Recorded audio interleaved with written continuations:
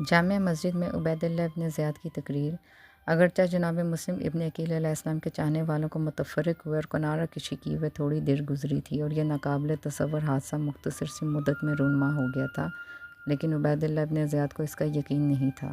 ابھی تک اس کا دل دہل رہا تھا۔ اس نے حکومت کے کارندوں، ضمیر فروش بزرگ اور کوفہ کے دین فروش لوگوں کو حکم دیا، ہوشیار رہنا، ایسا نہ ہو کہ تم رات کی تاریکی میں جناب مسلم ابن عقیل علیہ السلام کے ساتھیوں کے جال میں پھنس جاؤ۔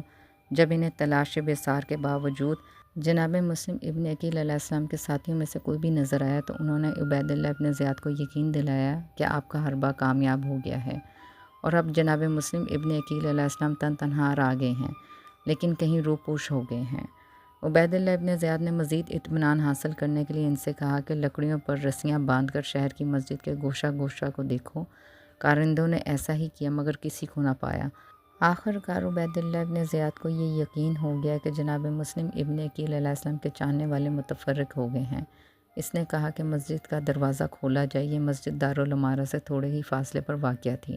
عبید اللہ ابن زیاد اپنے قصر سے نکل کر مسجد میں آیا۔ عمر بن نافع کو حکم دیا تھا کہ لوگوں کو تنبیہ کر دو کہ وہ عشاء کی نماز عبید اللہ ابن زیاد کی امامت میں مسجد میں ادا کریں، اور جو شخص مسجد میں نماز نہیں پڑھے گا وہ اسلام سے خارج ہے اور اس کی جان و مال عزت مباح ہے۔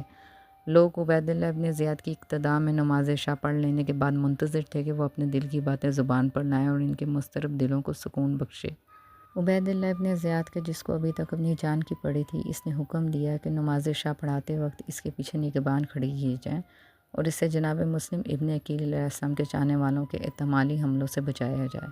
نماز عشاء پڑھانے کے بعد وہ ممبر پر گیا اور لوگوں کے سامنے جناب مسلم ابن عقیل علیہ السلام کے بارے میں رقیق باتیں کہیں۔ نیز کہا، جناب مسلم ابن عقیل علیہ السلام اپنے نفاق امیز کردار کی وجہ سے خدا سے دور ہو گئے ہیں۔ جو شخص انہیں پناہ دے گا اس کا وہی حشر ہوگا جو جناب مسلم ابن عقیل علیہ السلام کا ہوگا، اور جو بھی انہیں گرفتار کر کے ہمارے حوالے کرے گا اس کو بہت بڑا نام دیا جائے گا۔ اس کے بعد لوگوں کو خدا سے ڈرنے کی دعوت دی۔ نیز کہا کہ اپنی اطاعت و بیعت و پائیداری کا ثبوت دیں۔ احکام کا صدور۔